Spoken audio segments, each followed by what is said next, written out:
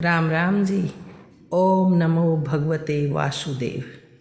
आज मैं आपको सुनाऊंगी प्रबोधनी एकादशी की कथा, देवउठनी 11 की कथा। इस दिन भगवान विष्णु 4 महीने की चिर निद्रा से जागते हैं। इस व्रत का महत्व अत्यधिक बताया गया है। कार्तिक मास में इस कथा को सुनने मात्र से ही पूर्व जन्मों के बुरे कर्मों से मुक्ति मिलती है और अच्छे सद्कर्म करने का ज्ञान प्राप्त होता है। देवउत्थान एकादशी का दिन केवल एक पर्व ही नहीं बल्कि आत्मा के जागरण का संदेश है। ये वह दिव्य क्षण है जब भगवान विष्णु, जिन्होंने 4 माह तक योग निद्रा में लीन रहकर संसार का पालन किया, अब जागृत होते हैं। ये जागृति हर साधक को आत्मानुभूति, प्रेम और भक्ति से जोड़ती है और देवउत्थान एकादशी का ये पर्व हमें विश्वास, भक्ति और सत्कर्म का संदेश देता है।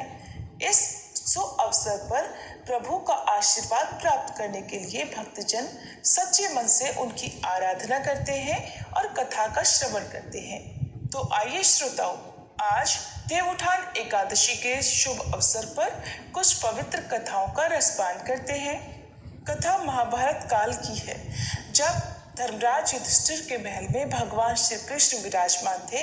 उस समय धर्मराज युधिष्ठिर ने नतमस्तक होकर भगवान श्री कृष्ण को प्रणाम किया और स्तुति करने के बाद हाथ जोड़कर विनम्रता पूर्वक पूछा, हे श्री कृष्ण, मैंने आपके मुख से रमा एकादशी का यथार्थ महात्म्य सुना।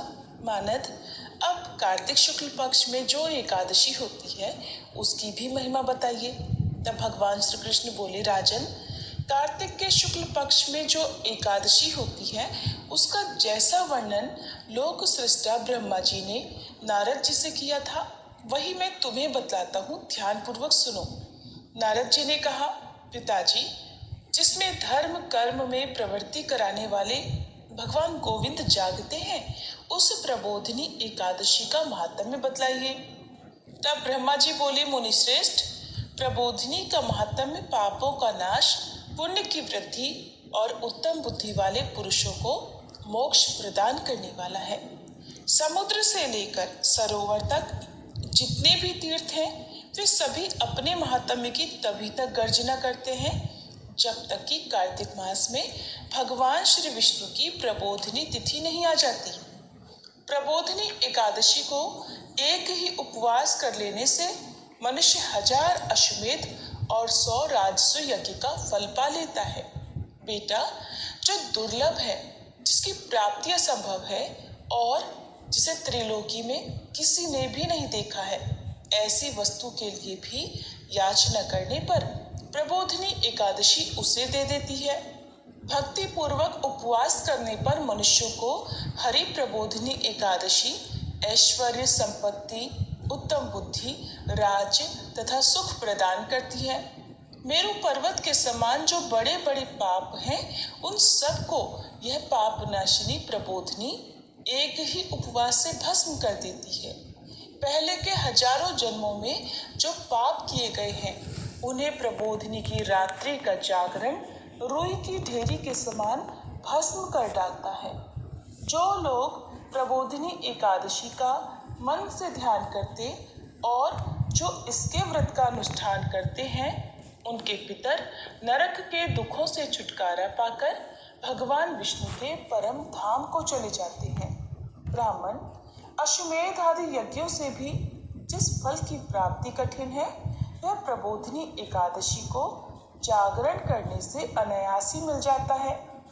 संपूर्ण तीर्थों में नहाकर स्वर्ण और पृथ्वी दान करने से जो फल मिलता है, वह श्री हरि के निमित्त जागरण करने मात्र से मनुष्य प्राप्त कर लेता है।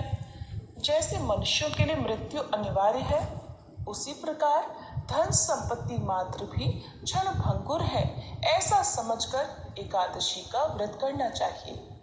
तीनों लोकों में जो कोई भी तीर्थ संभव है, वे सब प्रबोधनी एकादशी का व्रत करने वाले मनुष्य के घर में उपस्थित रहते हैं।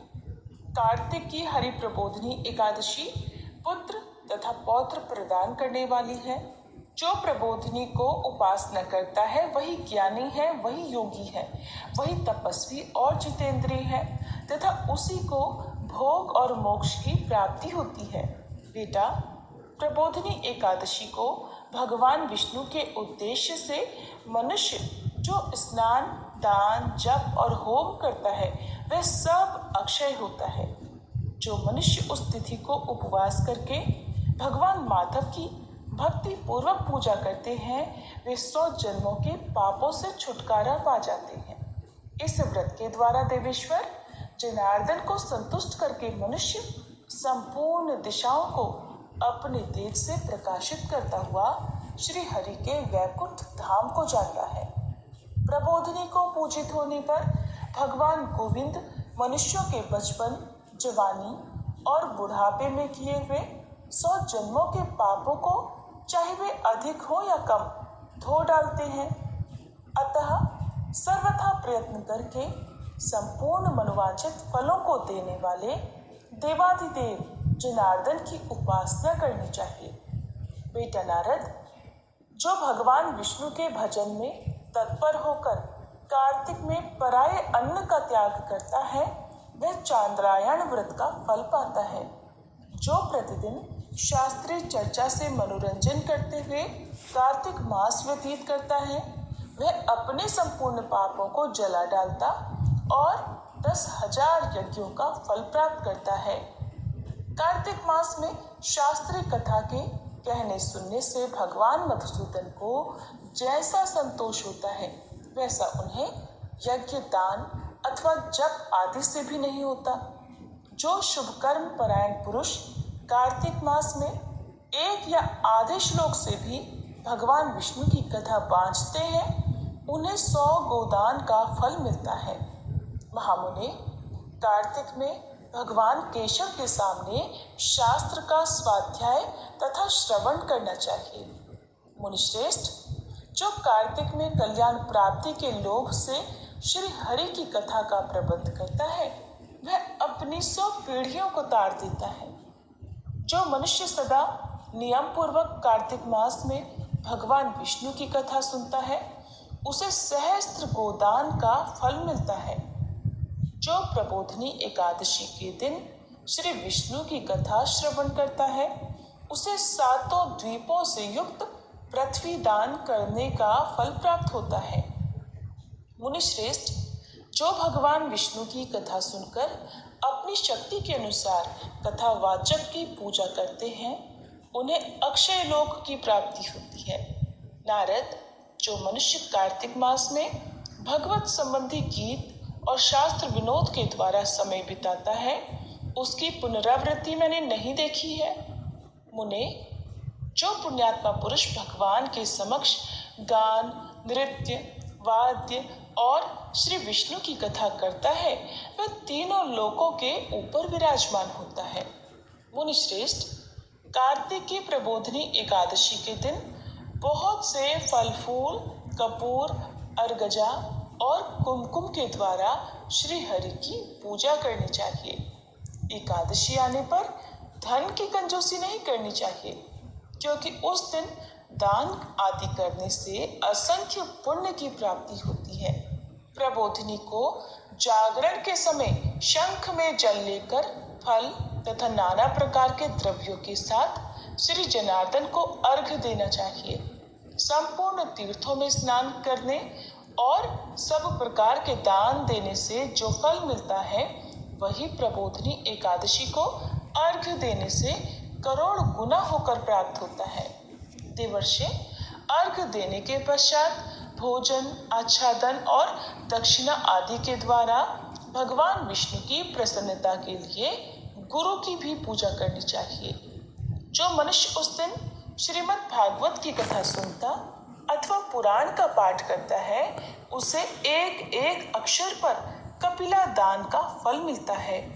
मुनिश्रेष्ठ, कार्तिक में जो मनुष्य अपनी शक्ति के अनुसार शास्त्रोक्त रीति से वैष्णव व्रत अर्थात एकादशी का पालन करता है उसकी मुक्ति अविचल है। केतकी के एक पत्ते से पूजित होने पर भगवान गरुड़ध्वज 1000 वर्ष तक अत्यंत तृप्त रहते हैं। देवर्षि जो अगस्त के फूलों से भगवान जनार्दन की पूजा करता है, उसके दर्शन मात्र से नरक की अग्नि बुझ जाती है। वत्स जो कार्तिक मास में भगवान जनार्दन को तुलसी के पत्र और पुष्प अर्पण करते हैं, उनका जन्म भर का किया हुआ सारा पाप भस्म हो जाता है। मुने जो प्रतिदिन दर्शन, स्पर्श, ध्यान, नाम कीर्तन, स्तवन, अर्पण, सिंचन, नित्य पूजन और नमस्कार के द्वारा तुलसी में नव प्रकार की भक्ति करते हैं, वे कोटि सहस्त्र युगों तक पुण्य का विस्तार करते हैं। नारद, सब प्रकार के फूलों और पत्तों को चढ़ाने से जो फल मिलता है, वह कार्तिक मास में केवल तुलसी के एक पत्ते से ही मिल जाता है। कार्तिक मास आया देख प्रतिदिन नियम पूर्वक तुलसी के कोमल पत्तों से महाविष्णु श्री जनार्दन का पूजन करना चाहिए। 100 यज्ञों द्वारा देवताओं का यजन करने और अनेक प्रकार के दान देने से जो पुण्य होता है, वह कार्तिक में तुलसी दल मात्र से केशव की पूजा करने पर प्राप्त हो जाता है। प्रेम से बोले श्री कृष्ण भगवान की जय।